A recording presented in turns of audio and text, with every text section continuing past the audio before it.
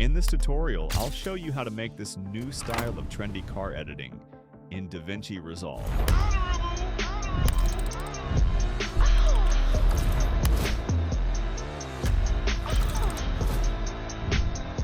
This is the final timeline. I'm going to show you some effects and transitions I did to it. Copy your clip and right-click on it.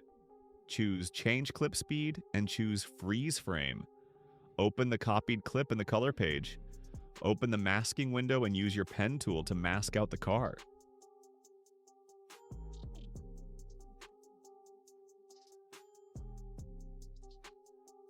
Right-click on the node section and choose Add Alpha Output. Connect the blue input to the output. Increase the softness slightly. Go back to the editing page. Drag the clip back and trim it to the right size. Go back to the color page. Click on the keyframe icon. Select Corrector 1. Increase gain slightly.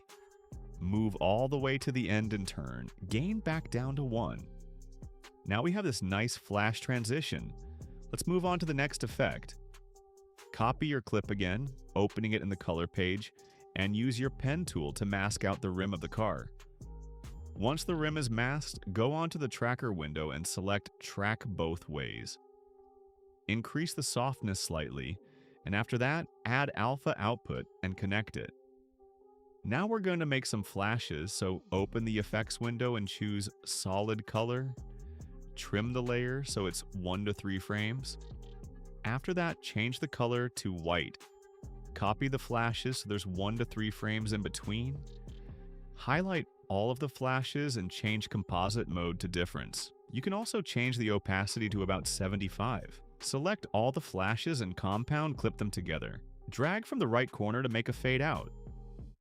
Copy your clip, right-click on it, and choose Change Clip Speed.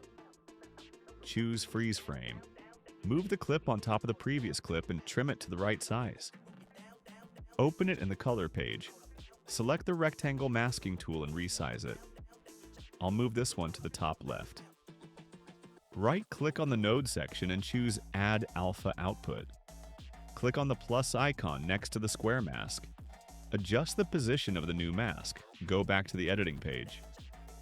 Right-click on the clip and click New Compound Clip. Open the compound clip in Fusion. Press Shift plus Spacebar. Search for Drop Shadow. Adjust the parameters until you like the result. Once that's done, open the clip in the color page. Click on the keyframe icon. Increase gain. Move to the end and reduce the gain back to 1.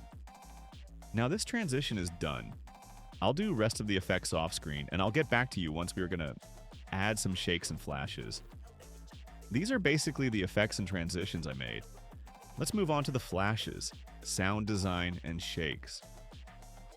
These flashes are made the same as we did before, so just add a solid color, change the composite mode to difference, and reduce the opacity a little. This is probably the most important part, the text. So it's just a text plus layer. Then you write the word you want. For the font, I use the Open Sans, and I just change it to extra bold. Go over to Settings and change the composite mode to difference. This will give you the cool effect everyone uses in social media. I have to trim a little bit from the beginning, so it matches the audio.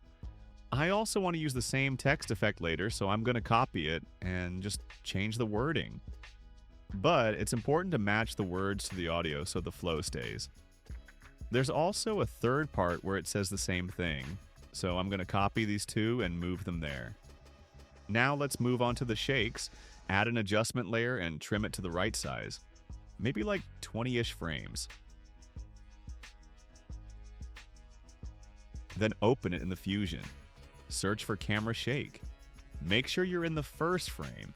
Make a keyframe for overall strength. Move to the end and adjust it to 0. Also change edges to mirror. You can also play around with the other settings to make it look how you want.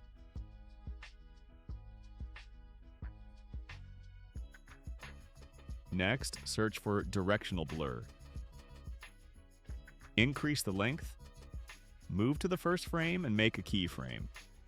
Move to the end and reduce back to 0. Go back to the editing page, and now you can copy it to every transition you want. Once that's done, I think we need some more movement to the video, so let's add an adjustment clip. Search for camera shake in the effects panel. Drag it onto the adjustment clip. I'll disable all the other effects so it's easier to adjust the current shake. Open effects. Change the settings how you want.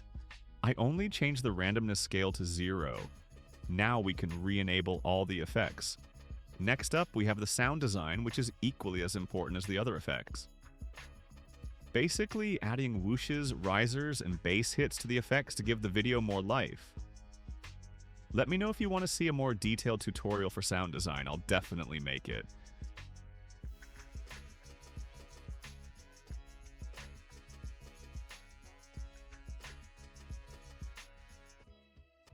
Once the sound design is done, we are ready to export.